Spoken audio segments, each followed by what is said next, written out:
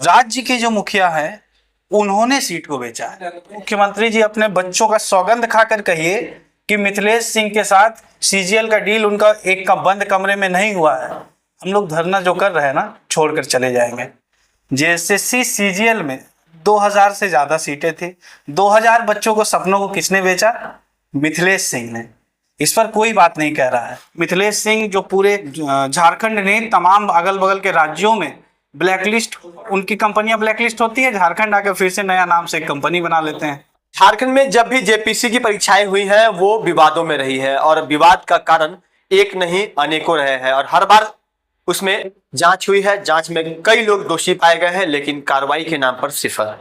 एक बार फिर से 14वीं जेपीएससी के साथ साथ जेएसएससी की परीक्षाएं भी विवादों की भेंट चढ़ी, परीक्षाएं रद्द हुई और अब जो है सीआईडी जांच चल रही है और कई गिरफ्तारियां हो चुकी है। अध्यक्ष ने इस्तीफा दे दिया है। लेकिन सबसे बड़ा आंदोलन अब शुरू हुआ है जब छात्रों के समर्थन में जेएलके मैदान में कूद गई है। आज पूरे जिला मुख्यालयों में, झारखंड के सभी 2400 जिला मुख्यालयों में प्रदर्शन किया गया।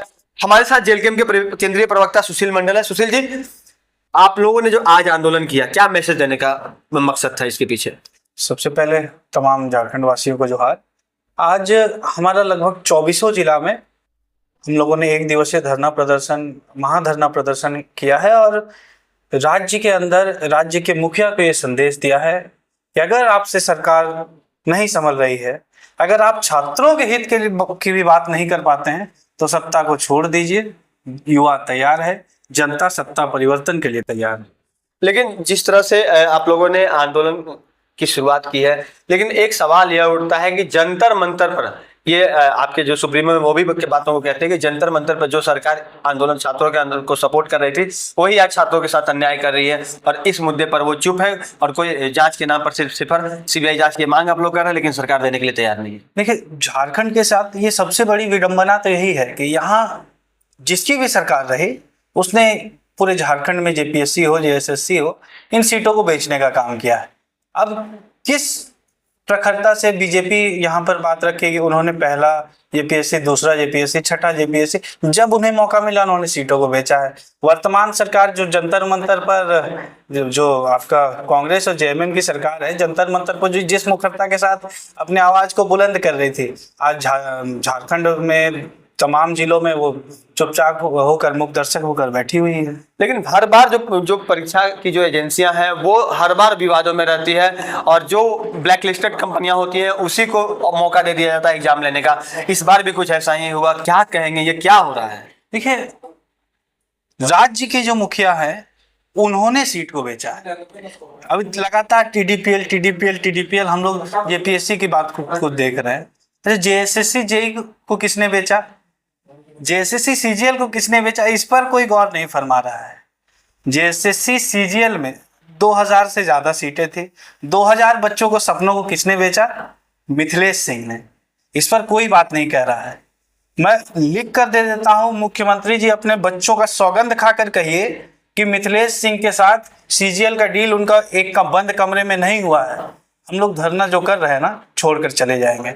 मैं लिख कर दे देता हूं, ख्यांते जी जो है जेएसएससी के जो अध्यक्ष, जेपीएससी के जो अध्यक्ष रहे थे, उनके साथ आईसीएन कंपनी, जो आईसीएन प्राइवेट लिमिटेड है, जिसने जेएसएससी जेई कराया, आपका जेट की परीक्षा करवाई, लेडी सुपरवाइजर का परीक्षा करवाया, ख्यांते जी के साथ उनका मीटिंग नहीं हुआ है सीटों को बेचने के लिए, कह दीजिए। लेकिन सरगना के मालिक अरुण कुमार को कोई याद नहीं करता है क्योंकि वो विदेश भागे हुए हैं।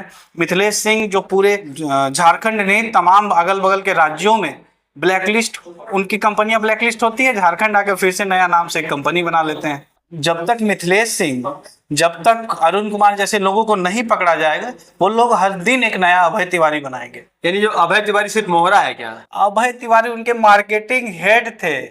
मतलब ऐसे ऐसे कम से कम सैकड़ों लोग हैं राज्य के अंदर।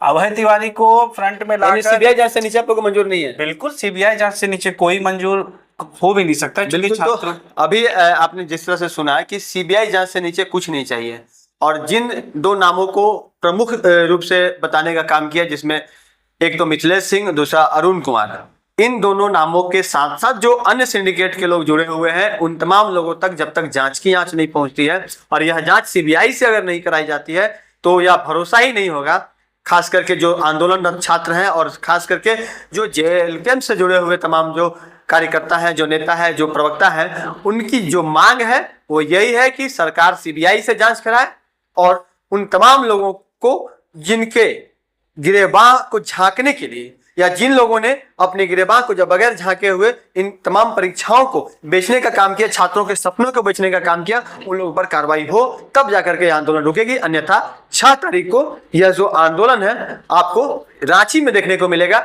जहां पर कि विधानसभा का घेराव है। सहयोगी रोशन के साथ राजकुमार जायसवाल, 11 स्कोप धनबाद।